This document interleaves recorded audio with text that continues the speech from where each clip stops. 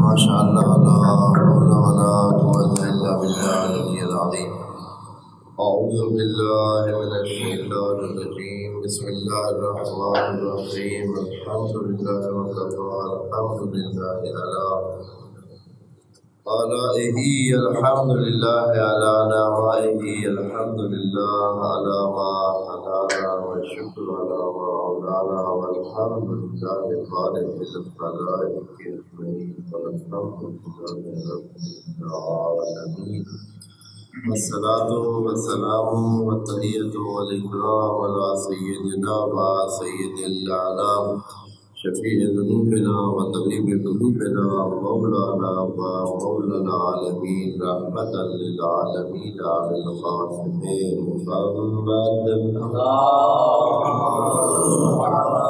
محمد وعلى أهل بيته الطيبين الطاهرين. أما بعد فرب اشرح لي صدري ويسر لي أمري واحلل عقدة من لساني يفقهوا قولي وقل رب يغفر لي مدخل صدق وأخرج مخرج صدق واجعل لي من لدنك سلطانا نصيرا. بسم الله وبالله وتوكلت على الله. وعليكم السلام. قال اللہ تبارک و تعالی فی سورۃ الحجرات. سورۃ الحجرات آیت نمبر 14. قالت الاعراب آمنا قل لم تؤمنوا ولكن قولوا اسلمنا ولما يدخل الإيمان في قلوبكم وَإِن تُطِيعُوا اللَّهَ وَرَسُولَهُ لَا يَلِتْكُم مِّنْ أَعْمَالِكُمْ شَيْئًا إِنَّ اللَّهَ غَفُورٌ رَّحِيمٌ. إِنَّمَا الْمُؤْمِنُونَ الَّذِينَ آمَنُوا بِاللَّهِ وَرَسُولِهِ ثُمَّ لَمْ يَرْتَابُوا وجاهدوا بأموالهم وأنفسهم في سبيل الله أولئك هم الصادقون. صدق الله العلي العظيم. سورہ حجرات جو کہ اخلاقی قوانین کا ایک مجموعہ ہے جس میں معاشرتی رہن سہن، معاشرتی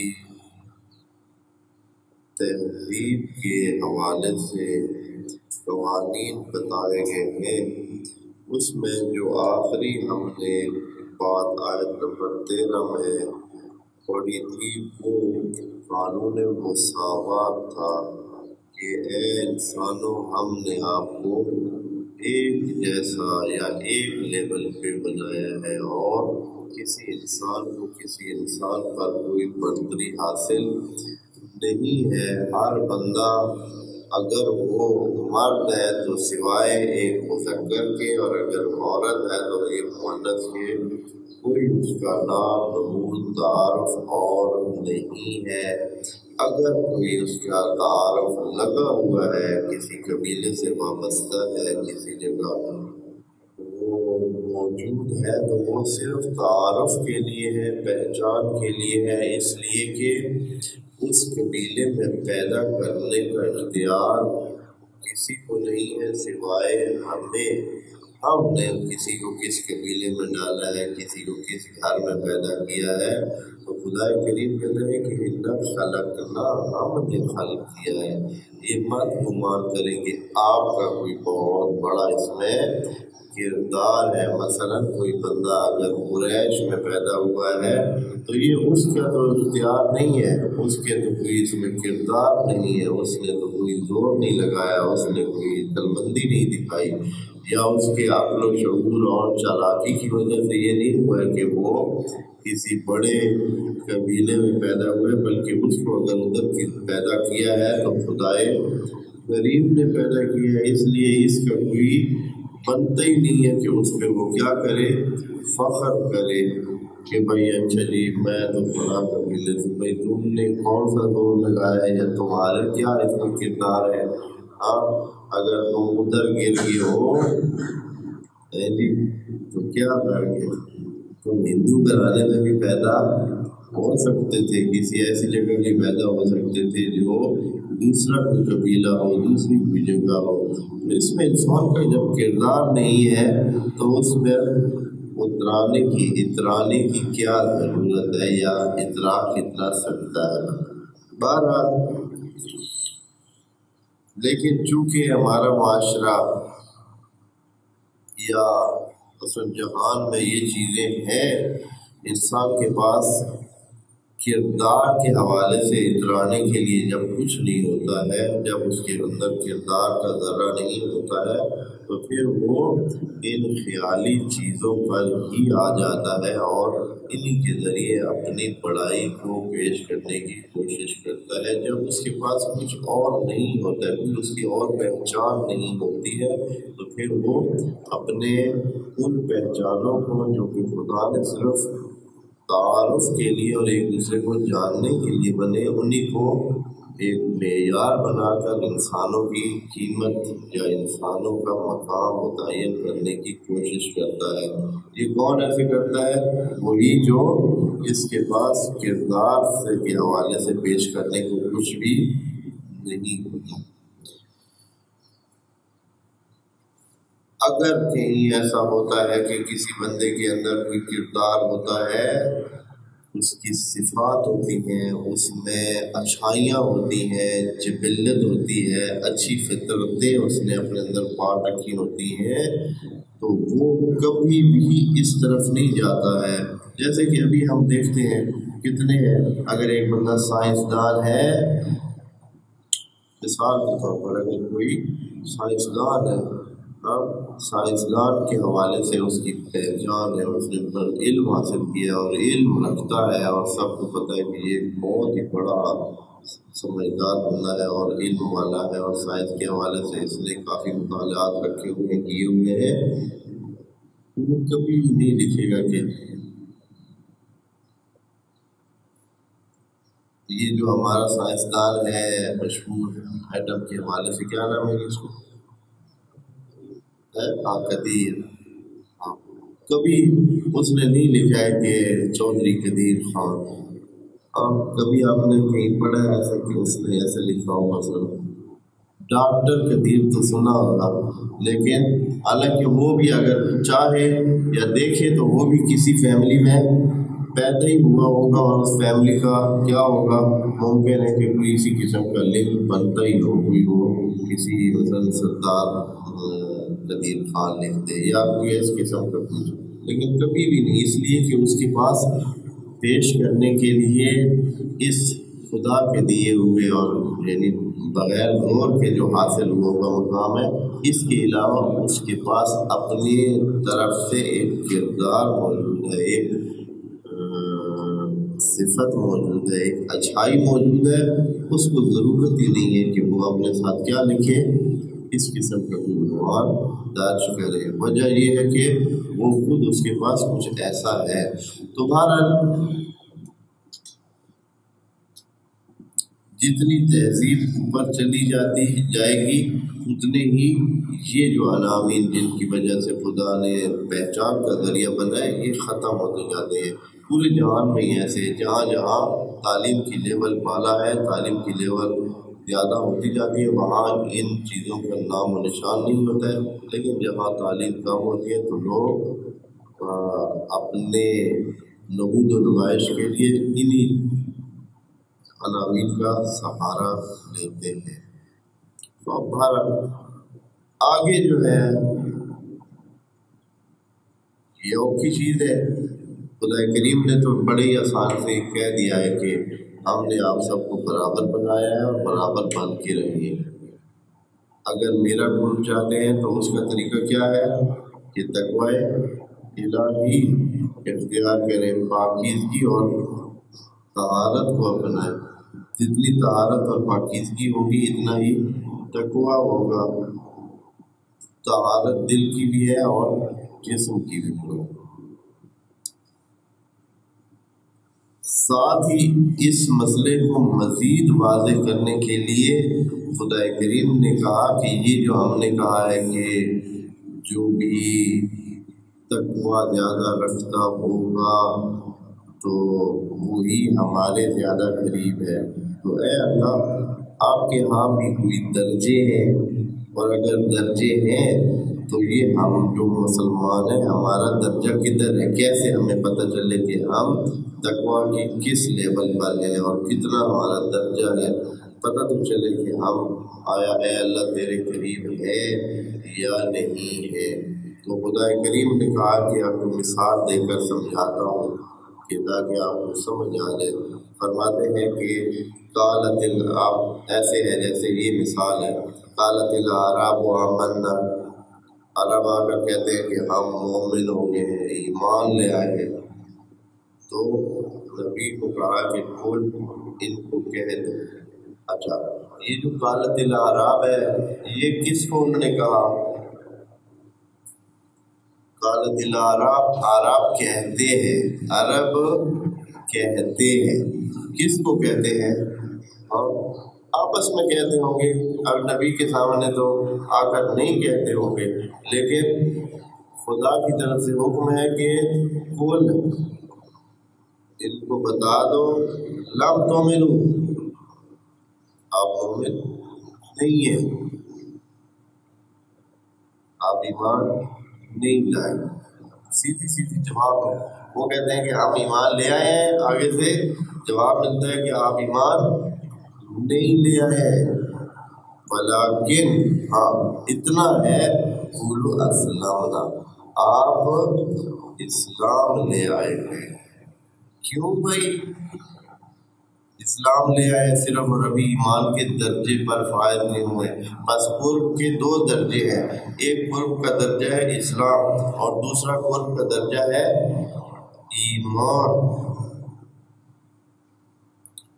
خدا نے اس آیت میں بتا دیا کہ اسلام لانا سوکھا ہے، ایمان لانا اوکھا ہے۔ ایمان لانا اس کے لیے اگلا سٹیپ چاہیے، اسلام لانے کے لیے زبانی کام چاہیے، ظاہری کام چاہیے۔ یعنی جب آپ اسلام لے آتے ہیں تو کہتے ہیں لا الہ الا اللہ محمد رسول اللہ، اور جو فروعات دین ہے اس پر کیا کرتے ہیں؟ عمل کرتے ہیں۔ فروعات دین نماز روزہ حج، یہ ہے اسلام۔ جب اتنا بندہ کرے تو یہ اسلام ہے، جیسے کہ ابھی ہم سارے مسلمان ہیں۔ اگلا جو سٹیپ ہے وہ ہے فلما، کہتے ہیں کہ قولوا اسلمنا، آپ کہیں ہم اسلام لے ہیں، فلما يدخل الایمان فی قلوبکم، ابھی ایمان آپ کے دلوں میں داخل نہیں ہوا۔ اچھا اے اللہ، ایمان دلوں میں کیسے داخل ہوتا ہے اور اس کا طریقہ کیا ہے؟ تو حضرت خدا کریم کہتا ہوگا کہ یہ جو پچھلی آیات میں ہم نے بیان کی ہے یہ ساری ایمان کی علامتیں ہیں، ان میں سے یہ جو آخری آیت تھی وہ بھی اگر ابھی تک آپ اس کو مان چکے ہیں، واقعاً آپ برابری کے قائل ہو چکے ہیں، تو پھر ایمان آیا ہے۔ اور اگر ابھی تک آپ نہیں اس چیز کے قائل ہو چکے، جیسے کہ ابھی ہم جانتے ہیں کہ 90% لوگ ابھی بھی ان چیزوں کے برابری کے قائل نہیں ہیں۔ کچھ لوگ تو بالکل باقاعدہ انہوں نے طرز بنا لی ہے، وہ کہتے ہیں کہ اصل خون ہی مختلف ہوتے ہیں، یہ جو خون مثلاً فلاں قبیلے کا ہوتا ہے یہ اصلاً اور ہوتا ہے، اور جو دوسرے قبیلے کا ہوتا ہے وہ ٹوٹلی اور ہوتا ہے۔ تو ایسے یعنی باقاعدہ انہوں نے ایک ذہن بنا لیا، ایک سوچ بنائی ہوئی ہے، جبکہ خدا کریم کہتا ہے کہ اگر مومن ہے تو اس چیز سے باہر آئیں اور سارے انسانوں کو کیا جانے؟ برابر جانے۔ رسول خدا نے اس بارے میں کتنی سخت فیصلے کیے تھے اپنی زندگی میں تاکہ انسانوں کی برابری کا سلسلہ ہو جائے۔ پہلے آ کر کیا کیا؟ پہلا اقدام تھا خود اپنی شادی کا اقدام تھا، اپنی شادی جو حضرت نے کی تھی، اور چاہے جو بھی جتنا بھی کچھ ہوتا رہے رسول خدا کے قد کے مطابق کوئی بندہ دنیا میں نہیں ہو سکتا ہے، ان کا کفر بھی ہو سکتا ہے جہان میں پورے جہان کو بھی پھیر لیں تو حضرت کا کفر تو کوئی ہو ہی نہیں سکتا ہے کہ جس کے ساتھ حضرت کی شادی ہو، اگر اس حوالے سے دیکھا جائے تو پھر بھی انہوں نے ایک خاتون جو بھی تھی، ٹھیک ہے وہ ملکۃ العرب کے نام سے ہی مشہور تھی اور حضرت خدیجہ سلام اللہ علیہ اور بہت ہی پاکیزہ اور بہت سارے حوالوں سے درجہ رتبہ پر فائز تھی، لیکن سب کے ہوتے ہوئے حضرت کے مقابلے میں تو کچھ بھی نہیں تھی، لیکن پھر بھی انہوں نے خود کی طاقت۔ پھر اس کے بعد ان کا ایک غلام تھا زید، قرآن میں بھی جس کا ذکر ہے، زید ابن حارثہ۔ زید ابن حارثہ کا آپ کو قصہ سنا دوں تاکہ آپ کو تاریخ کے حوالے سے بھی ذہن میں ہو کہ زید ابن حارثہ کون ہے۔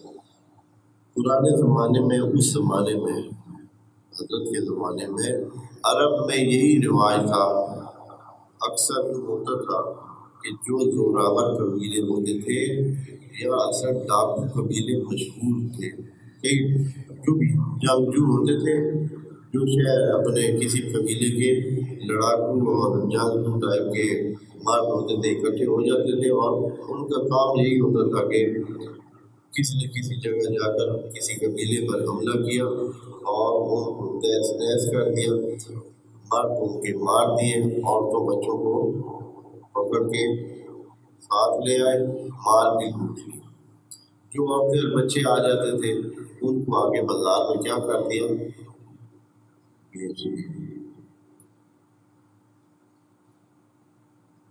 زید بن حارثہ بھی اسی طرح اس کو کسی طرح ڈاکوؤں نے یا اس طرح کے جو حملہ آور ہوتے تھے جو قبیلے، اسی طرح انہوں نے جا کر کسی قبیلے سے ایسے ہی پکڑا لیا، پھر جا کر بازار میں فروخت کر دیا۔ بازار میں فروخت ہو کر ہوتے ہوتے وہ حضرت خدیجہ کے پاس آ گیا۔ حضرت خدیجہ نے اس کو اسلام سے پہلے خرید لیا تھا، خریدا ہوا تھا اپنے، اس کے غلاموں بہت سارے غلام تھے، ان میں سے ایک زید بھی۔ جب خریدنے گئے اس کے لیے غلام تو زید کو بھی دیکھا کہ یہ بھی بکنے کے لیے آیا ہوا ہے، تو اس کو بھی خرید لیا، خرید کر اپنا غلام بنا لیا۔ جب حضرت کا نکاح ہوا تو زید بن حارثہ کو حضرت خدیجہ نے ہدیہ کر دیا رسول گرامی کو کہ یہ آپ کا غلام، یہ آپ کا ہو جائے گا آج کے بعد۔ تو وہ حضرت کا غلام بن گیا، اور کیونکہ وہ بالکل چھوٹا تھا، ابھی بچہ تھا نا، ابھی بڑا نہیں تھا، بالکل چھوٹا بچہ تھا، تو حضرت کے ساتھ ہر وقت رہتا تھا، آتا جاتا، تو لوگوں نے یہ سمجھ لیا کہ یہ کیا ہے، حضرت کا بیٹا ہے، بیٹا بھی ایسا سمجھ لیا کہ بھائی یہ تو حضرت کا بیٹا ہے۔ اور بعد میں جب وہ بڑا ہو گیا، جوان ہو گیا، تو اب حضرت نے بھی اس کے ساتھ اتنا پیار کیا، اتنی محبت کی کہ بعد میں اس کا جو والد تھا وہ پتہ کرتے کرتے اپنے بیٹے کا، آخر اس کو پتہ چل گیا کہ میرا بیٹا ادھر موجود ہے، حضرت کے پاس ہے، اور تو اس نے آ کر درخواست کی اور آفر کی کہ جو اس کے پیسے بنتے ہیں آپ لے لیں اور میرا بیٹا مجھے واپس کر دیں۔ تو حضرت نے اس کو پہلے ہی آزاد تو کیا ہوا تھا، اپنا بیٹا، یعنی ایک قسم کا بنا لیا تھا، ایک قسم کا بیٹا ہی سمجھے، وہ پیار و محبت سے بیٹا ہی بولتے ہوں گے یا جو بھی بولتے تھے، تو اس کو پہلے ہی آزاد کر دیا تھا حضرت نے، لیکن وہ حضرت کے ساتھ ہی رہتا تھا اور اسی طرح قریب ہی رہتا تھا۔ تو والد نے آ کر کہا کہ میں اس کو لے جانا چاہتا ہوں پیچھے اپنے قبیلے میں، اپنے گھر، جہاں سے یہ بیچارہ اس کو یہ جو لوگ حملہ آور تھے وہ لے کے آئے تھے۔ تو حضرت نے کہا کوئی بات نہیں، آپ اسے لے جائیں، اگر یہ آپ کے پاس جاتا ہے تو لے جائیں، آپ کا بیٹا ہے اور لے جائیں۔ تو زید سے پوچھا گیا کہ بھائی ہاں جی کیا کرنا ہے تو نے، اب تو بڑا جو ہو گیا تھا، اتنا تو ہو گیا تھا کہ جب وہ اپنا اچھا برا سمجھ سکے، تو اس نے کہا کہ میں نے حضرت کی خدمت سے دور نہیں جانا، میں نے ادھر نبی کریم کی خدمت میں رہنا ہے، ادھر میں نے ساتھ رہنا ہے۔ وہ ادھر ہی رہ گیا، والد جو ہے وہ اپنے چلے گئے، پھر یقیناً ان کی ملاقات ہوتی رہی ہوگی۔ اب جو وہ جوان ہوا تو حضرت نے یہ طرز توڑی، یہ سوچ جو موجود تھی پہلے کہ فلاں قریش ہے، فلاں جو ہے وہ یہ ہے، فلاں وہ ہے، پتہ نہیں اتنے مختلف کتنے قبیلے ہوتے ہیں، ہزاروں ہوتے ہیں، ہزاروں قبیلوں کے نام ہو سکتے ہیں جو مختلف. تو اس نے زید جب بڑا ہو گیا تو حضرت نے زینب بنت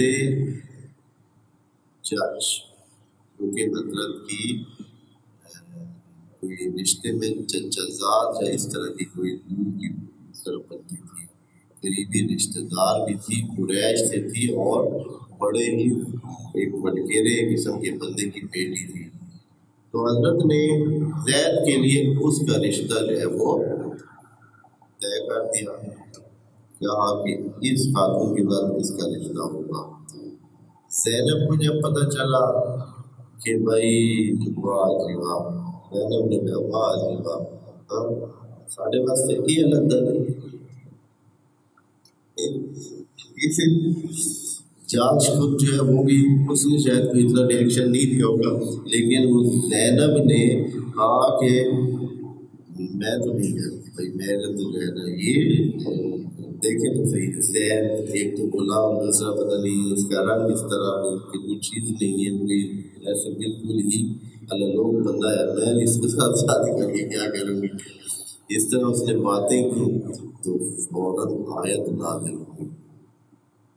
آیت نازل ہوئی اور خدا نے کہا کہ ما کان للمؤمن ولا مؤمنۃ ان یکون لهم الخيرۃ من امرهم، کسی مومن کا حق نہیں بنتا ہے کہ رسول خدا کے حکم کے بعد، رسول خدا کے چناؤ کے بعد کسی مومن کا یہ حق نہیں ہے کہ وہ کہے کہ نہیں میرا بھلا اس میں نہیں ہے، یا میں تو نہیں مانتا ہوں، یا میں نہیں کرنا ہے. ایسی ضرورت کسی کو نہیں ہونی چاہیے.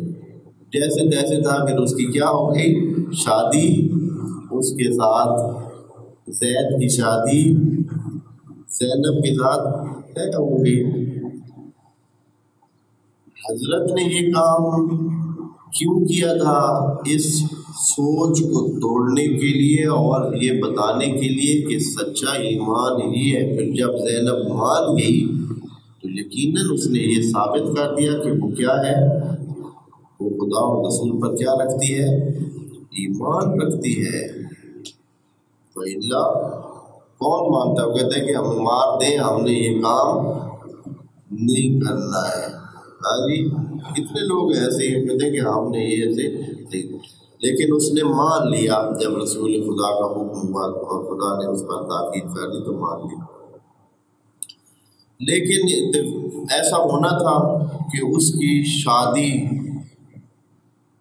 کیونکہ ایک مصلحت کے مطابق تھی اور خدا کریم کے قانون کے اجرا اور ایک مثال قائم کرنے کے لیے حضرت نے یہ کام شاید کیا تھا. وہ شادی دو ثقافتوں کے اختلاف کی وجہ سے زیادہ دیر چل نہیں سکتی، کیونکہ شادی میں دو ثقافتوں کا ایک جیسا ہونا بہت ضروری ہے. اگر ثقافتیں مختلف ہوں تو شادیاں بہت مشکل میں پڑتی ہیں، ثقافتیں مختلف ہوں تو شادیاں بہت مشکل میں پڑتی ہیں. ثقافت ایک ہونی چاہیے. ثقافت یعنی رہن سہن کا انداز، سوچ کا انداز ایک جیسا ہو تو پھر کچھ اس میں توافق ہوتا ہے. نہیں تو ایک اگر ایرانی سے آپ کی شادی ہو جائے، ایک مثلا عرب سے آپ کی پاکستانی کی شادی ہو جائے تو بس خدا کی پناہ ہے کہ دل کو تارے اگر کسی نے دیکھنے ہیں تو پھر یہی کام کریں کہ کسی اس طرح کے اور ثقافت والے بندے سے کیا کر لے، شادی کر لے، تو پھر اس کا دل کے تارے اس کو ضرور نظر آئیں گے. تو یہ جو ہے حضرت نے یہ شادی کر کے یہ مثال دی. اب اس سے پتہ چلتا ہے کہ ایمان کی لیول کیا ہے. ایمان کی لیول یہ ہے کہ انسان کے دل میں ایمان داخل ہو. بس اگر صرف زبان اور فروعات دین تک کوئی عمل کر رہا ہے تو یہ وہ ہے کہ جو مسلم ہے، اور اگر ایمان دل تک داخل ہو چکا ہے تو پھر وہ مومن ہے، اور پھر وہ کہہ سکتا ہے کہ میں مومن ہو گیا. اور ایمان کے دل میں داخل ہونا یہ ہے کہ جتنے بھی خدا کے بتائے ہوئے قوانین ہیں ان پر کیا کرے، ان کو مانے اور عملاً مانے. صرف یہ نہیں جیسے ابھی ہم سب کہتے ہیں کہ سارے انسان کیا ہے، برابر ہے. کہنے کو تو ہم سب بھی کہتے ہیں، لیکن آپ کو اور مجھے بھی پتہ ہے کہ ہم خود بھی سارے انسانوں کو برابر نہیں سمجھتے ہیں. ہم خود جو ہے وہ کئی تفریقوں کے قائل ہیں، کئی چیزوں کے خود متاثر ہوتے ہیں ہم سے. بہرحال آگے جا کر اگلی آیت میں ٹوٹلی علیحدہ تشریح فرمائے گا خدا کریم کہ اصلاً ایمان کیا ہے، تاکہ آپ کو اگر کوئی ابھی بھی سمجھ بات نہیں ہے یہ مثال سے تو ابھی اور آگے جا کر سوچ لیں اور سمجھ لیں. وَلَمَّا يَدْخُلِ الْإِيمَانُ فِي قُلُوبِكُمْ، بس ایمان کا درجہ تب ہے جس وقت کیا ہے، قلوب میں کیا داخل ہو، ایمان داخل ہو. اے اللہ، بات یہ ہے کہ پورے قرآن میں آپ نے ایک دفعہ بھی مسلمانوں سے تو بات کی نہیں ہے.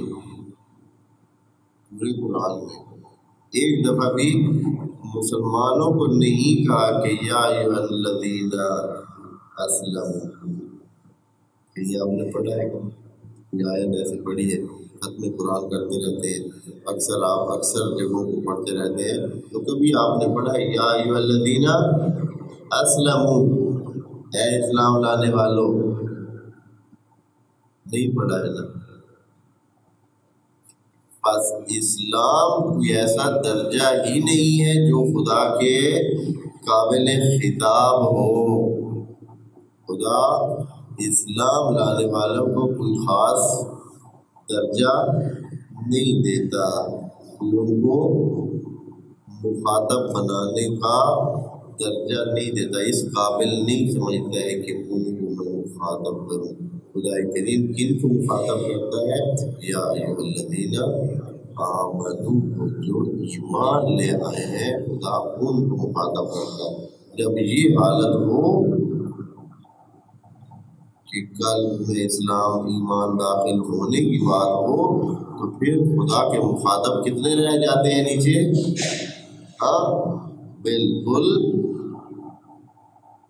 تھوڑے سے، بالکل تھوڑے سے.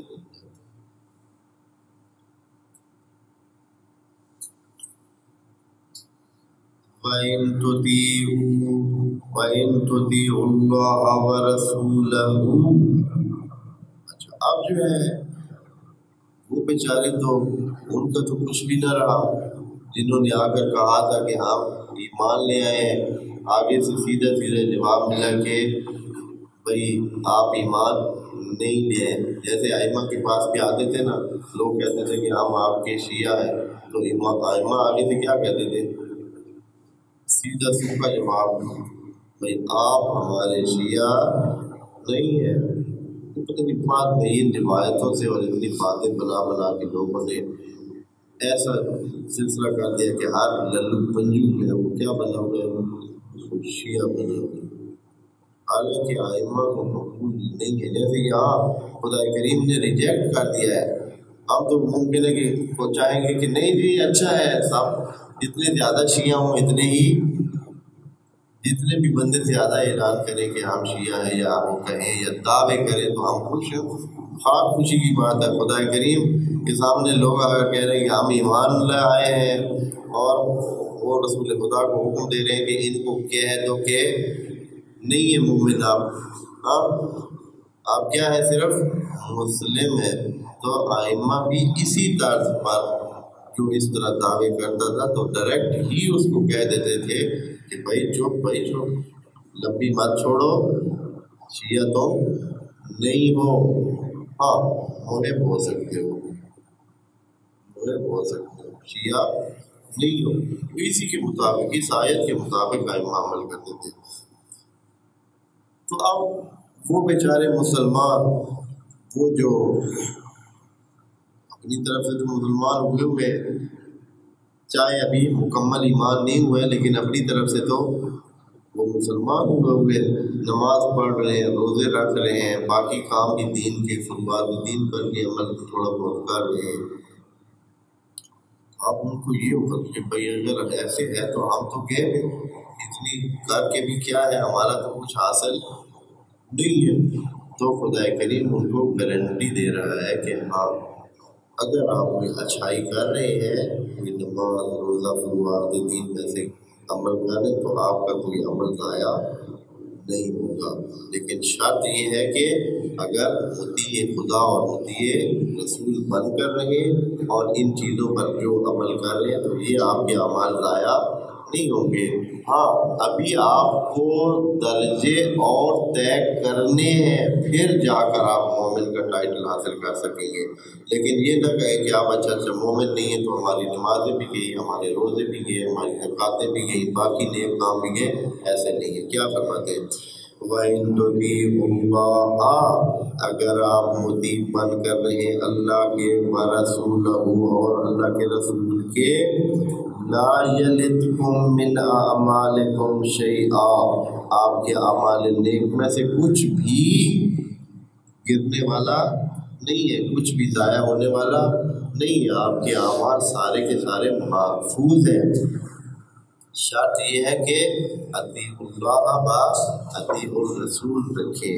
ان اللہ غفور رحیم، اللہ جو ہے غفور رحیم ہے، اور وہ آپ کے جو نیک اعمال ہیں ان کے بدلے میں حتماً آپ کو ریوارڈ بھی دے گا اور آپ کی کمزوریوں کو دور کرے گا۔ لیکن کتنا دور کرے گا؟ یقیناً جتنی آپ کی اس حوالے سے عبدیت اور عبودیت ہوگی، اللہ آپ کے اتنے ہی کمزوریوں کو دور کرے گا۔ اے اللہ اب آخر میں ہمیں یہ بتا دے کہ مومن ہوتا کیا ہے، آپ کس کو مومن مانتے ہیں؟ آپ نے تو سکھا ریجیکٹ کر دیا۔ جیسے ائمہ کے پاس جب کوئی آتا تھا تو کہتا تھا کہ ہم دعویٰ کرتا تھا ہم آپ کے شیعہ ہیں، تو وہ آگے سے کہتے کہ آپ ہمارے شیعہ نہیں ہیں، بلکہ آپ یوں کہیں کہ محب ہیں۔ کسی بہت کم کسی لوگ کو، کسی کو جو ہے ائمہ کہتے تھے کہ یہ ہمارے شیعہ میں تھے، اور وہ بھی ایسا ہوتا تھا کہ وہ دعویٰ بھی نہیں کرتا تھا، شاید وہ ابھی کہتا تھا کہ ہم اس لائق ہی نہیں ہے کہ ہم آپ کے کیا بن سکے، شیعہ بن سکے، لیکن ائمہ اس کو اپنا شیعہ بناتے تھے اس لیے کہ اس میں اتنی صلاحیت، اتنا دل میں ایمان موجود ہوتا تھا۔ یہاں بھی جب یہ صورتحال پیدا ہو گئی تو اب پتہ تو چلے کہ یہ مومن کون ہوتا ہے، اس کے کیا سلسلہ ہے، کیا شرائط ہے کہ جس کو خدا مان لے کے وہ مومن ہے۔ انما، اس آیت نمبر 15 میں مومن کی مشخصات اور مختصر انداز میں بہت ساری آیات یہاں قرآن میں موجود ہیں جس میں مومنین کی تشریح کی گئی ہے، ان کی صفات بیان کی گئی ہے، بہت ساری آیات میں بیان کی گئی ہے۔ اس آیت میں مختصر انداز میں پورا ایک خلاصہ بیان کیا گیا ہے کہ مومن ہونے کی یہ شرط، اگر یہ کسی میں پائی جاتی ہے تو وہ مومن ہے، اگر نہیں تو خود جان لے کہ وہ مومن نہیں ہے۔ دیکھتے ہیں کہ کیا کہتے ہیں۔ انما کے ساتھ بھی آپ جانتے ہیں جو دوست عربی ادب پڑھتے ہیں، ناف صاحب پڑھتے ہیں، انما کس کے لیے استعمال ہوتا ہے؟ حصر کے لیے، یعنی صرف اور صرف، صرف اور صرف، صرف اور صرف مومنین وہ ہے الذین آمنوا۔ پہلی لیول پر تو وہ کیا ہو جائے گی؟ مومن، یعنی ایمان لے آئے۔ ایمان لے آئے کسے؟ آمنوا باللہ ورسولہ، اسلموا باللہ ورسولہ ہی نہیں، کیا آمنوا باللہ ورسولہ ہی۔ اور ایمان کے لیے پہلے ہی شرط لگا چکے ہیں کہ ایمان ہو جو دل میں داخل ہو چکا ہو۔ اچھا پھر کیا ہو؟ ثم لم یرتاب، پھر وہ اس میں یہ جو ایمان لے آیا اور ان کے دل تک ایمان پہنچ چکا ہے کبھی اس میں شک نہ کرے۔ اور حالت یہ ہے کہ اکثر انسانوں کو اکثر کیا رہتا ہے؟ شک رہتا ہے۔ اس وقت بھی اکثر کہتے تھے، شک کرتے تھے۔ بخاری میں یا اہل سنت کی یہ بڑی بات کتابوں میں، تاریخی کتابوں میں لکھا ہوا ہے، حضرت عمر رضی اللہ عنہ کا یہ قول مشہور لکھا ہوا ہے کہ جب صلح حدیبیہ کا حضرت نے حکم دیا تو حضرت عمر نے کہا کہ جتنا شک مجھے آج ان کی نبوت پر ہوا ہے پہلے کبھی نہیں، نبوت پہ شک کر گئے تھے۔ خدا کریم فرما رہا ہے ثم لم یرتاب،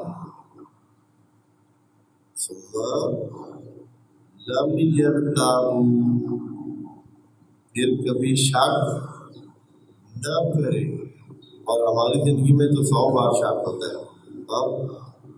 جب بھی آدمی کوئی آؤٹ ساؤنڈ دیکھتا ہے تو کتنے لوگ ہیں کہتے ہیں کہ پتہ نہیں اللہ بکھیرنا بھی پیا یا کوئی نہیں بکھیرنا پیا۔ یہ جو کچھ ہو اب جو کچھ ہو رہا ہے، جتنی خرابی ہو رہی ہے، جتنا ظلم ہو رہا ہے، جتنے پتہ نہیں لوٹ مار مچی ہوئی ہے، پتہ نہیں اللہ ناظر ہے بھی صحیح یا نہیں، یا اس طرح کے کتنے شک انسان کے ذہن سے گزرتے ہیں۔ خدا کریم فرما رہا ہے کہ یہ ایمان ختم ہونے کی علامت ہے، پھر کبھی شک نہ ہو کسی کو، پھر بس یہی بات کافی ہے۔ اللہ مومن ہونے کے لیے کافی ہے کہ ایمان لے آئے، دلوں میں ایمان چلا جائے اور شک نہ کرے، بس اتنا بہت ہے، پھر آرام سے سو جائے۔ اتنا کام ابھی ختم نہیں ہوا ہے۔ پھر وجاہدوا، پھر کیا کرے جی؟ کوشش میں لگے رہے۔ جاہدوا کا معنی جہاد نہیں ہے، جہاد کے معنی جنگ نہیں ہے۔ یہ جو اللہ نے کیا کیا ہے، اس کو محدود کر دیا ہے کس میں؟ جہاد پہ معنی جنگ میں، کہ جنگ معنی ہے۔ جاہدوا کا معنی ہے جو جہاد کرے، جو کوشش کرے، ہر قسم کی کوشش کرے۔ کن ذرائع سے؟ بے اموالہم، اپنے اموال سے، اور وانفسہم۔ انسان کے پاس دنیا میں 2 ہی چیزیں ہوتی ہیں دوستوں جن کا انسان مالک ہوتا ہے۔ انسان کے پاس 2 ہی چیزیں جن کا مالک ہے، یا تو اس کی اموال ہے، یا کیا ہے؟ انفس ہے۔ یا انسان اپنی جان کا مالک ہوتا ہے، یا اپنے غلاموں کی جان کا مالک ہوتا ہے، یا مطلب اپنے بچے بیٹوں کی، یا جو اس کے اندر جو بھی کفالت کے نزدیک تو ان کا بھی ایک قسم کا مالک شمار ہوتا ہے۔ تو یہی تو چیزیں انسان کے پاس یہ ہے، اور ساتھ کچھ اموال ہے۔ 2 ہی چیزیں انسان کے پاس ہے، یا انسان مال کا مالک ہے، یا انسان انفس کا مالک ہے۔ ہو سکتا ہے مال بھی تھوڑے ہوں زیادہ ہوں، ہو سکتا ہے انفس بھی تھوڑے ہوں زیادہ، ہو سکتا ہے صرف انسان اپنا ہی مالک ہے اور اس کا کوئی بھی نہیں ہے، اپنی جان کا صرف مالک ہے۔ اموال کا بھی اسی طرح تھوڑے بھی ہو سکتے ہیں، زیادہ بھی ہو سکتے ہیں، بس 2 ہی چیزیں ہیں انسان کے پاس۔ تو خدا کریم نے کہا ہے کہ اگر مومن کا درجہ اپنے پانا ہے تو پھر کیا شروع کر دیں؟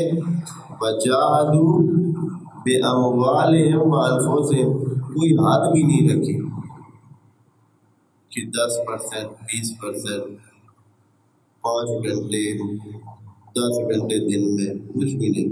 ٹوٹلی اپنا جتنا مال ہے اس کو بھی اسی راستے پہ لگانا ہے، اور اپنی جتنے انفس ہیں ان کو بھی کس پہ لگانا ہے؟ اسی راستے پہ لگانا ہے۔ لگانے سے مراد یہ نہیں ہے کہ بھائی آپ حتماً مال بس بانٹ دیں، نہیں، جو خرچ کر رہے ہیں وہ فی سبیل اللہ ہو۔ فی سبیل اللہ سے مراد مفت نہیں ہے کہ بھائی مفت دے دے، یعنی جہاں خرچ کرے خدا کی اجازت موجود ہو، چاہے اپنے اوپر خرچ کرنا ہے خدا کی اجازت، اپنے عزیزوں پہ، اپنے تحت کفالت لوگوں پہ خرچ کرنا ہے خدا کا حکم ہے، ہمسایوں پہ، دوسروں کے ضرورت مندوں پہ خرچ کرنا خدا کا حکم ہے، زکوٰۃ دینا خدا کا حکم ہے، خمس دینا خدا کا حکم ہے۔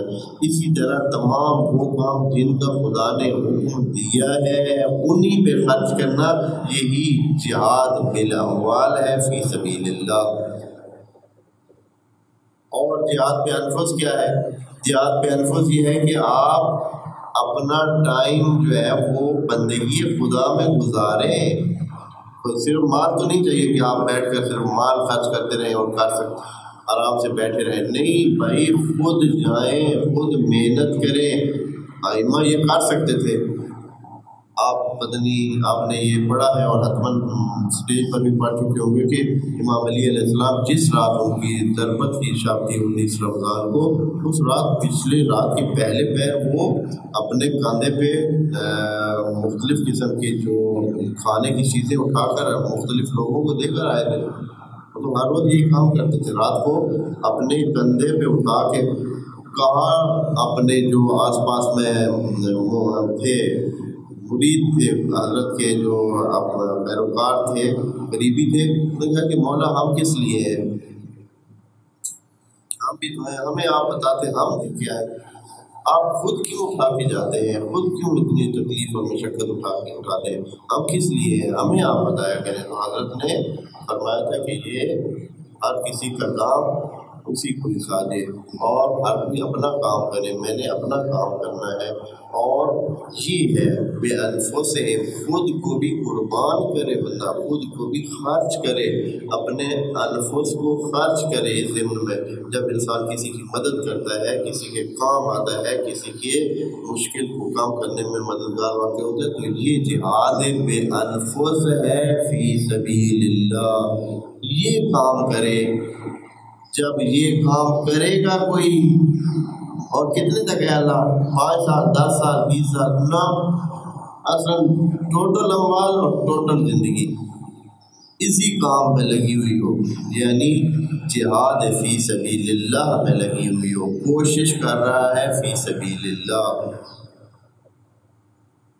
مدد کر رہا ہے، کام کر رہا ہے فی سبیل اللہ۔ فی سبیل اللہ کا مطلب مفت نہیں ہے، ہاں یہ ہمارے ہاں کہتے ہیں کہ فی سبیل اللہ دے دیا، یعنی مفت دے دیا، مفت کا مطلب نہیں ہے، یعنی خرچ کرے جیسے بھی کر رہا ہے، ضرورت کے مطابق خرچ کرے، یہ سبیل اللہ ہے، خدا کے قانون کے مطابق خرچ کرے، یہ سبیل اللہ ہے۔ صرف سبیل اللہ کا مطلب مفت نہیں، اور نہ ہی جہاد کا مطلب کیا ہے، جنگ ہے کہ جنگ میں دے۔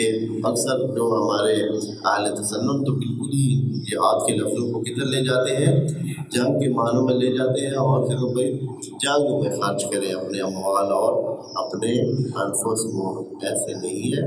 جہاد جاہد یجاہد سے مراد کیا ہے، کوشش کرنا، سخت کوشش کرنا، جد و جہد، اردو میں لفظ استعمال ہوتا ہے جد و جہد، جد کا معنی بھی وہی تقریباً اسی طرح کی کوشش کرنے کی ہے، جہد اس سے سخت کوشش کرنے کے معنی میں ہے، یہ وہی لفظ ہے اور اسی لفظ سے ہے۔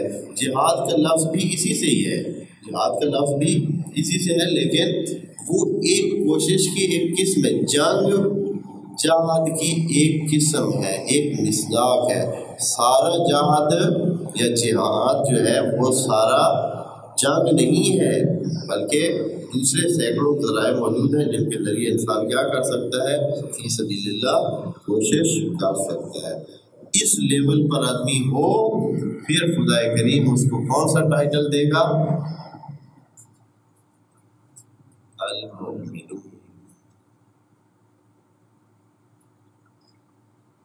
ایسے نہیں ہے کہ اچھا جی ہم بھی مومن ہیں، ایسے نہیں۔ یہ بہت مشکل مرحلہ ہے کہ انسان ساری زندگی سارے اپنے اموال کو کس راستے پہ رکھے، ایسے رکھے جیسے خدا چاہتا ہے، جہاں لگانا ہو لگائے، جہاں روکنا ہو روکے۔ یہ ہے جہاد فی سبیل اللہ بالاموال، فی سبیل اللہ، اولئک هم الصادقون۔ اس ٹائپ کے لوگ کیا ہوں گے، سچے ہوں گے۔ اب آپ دیکھیں کہ سچے لوگوں کی یعنی سچے کس بات میں ہوں گے کہ وہ اگر کہیں کہ ہم مومن ہیں تو وہ اپنی بات میں سچے، باقی سارے کچے ہوں گے ہاں، اور کوئی کسی کنارے میں نہیں پہنچے گی۔ بڑا ہی اوکھا بتا دیا ہے۔ اس کیٹیگری کو اگر نظر میں رکھا جائے تو پھر 313 بندے اکٹھے کرنا مشکل ہے۔ پھر امام زمان بیٹھے رہے ہوتے ہیں۔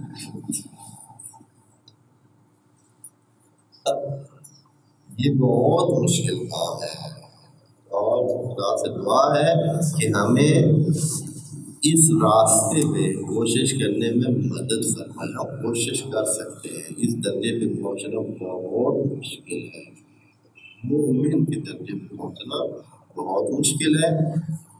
خدا کریم اگر ہمیں توفیق دے تو ہم اس راستے پہ چلنے کے قابل ہو سکتے ہیں۔ خدا سب فرمائے۔ السلام علیکم ورحمۃ اللہ وبرکاتہ۔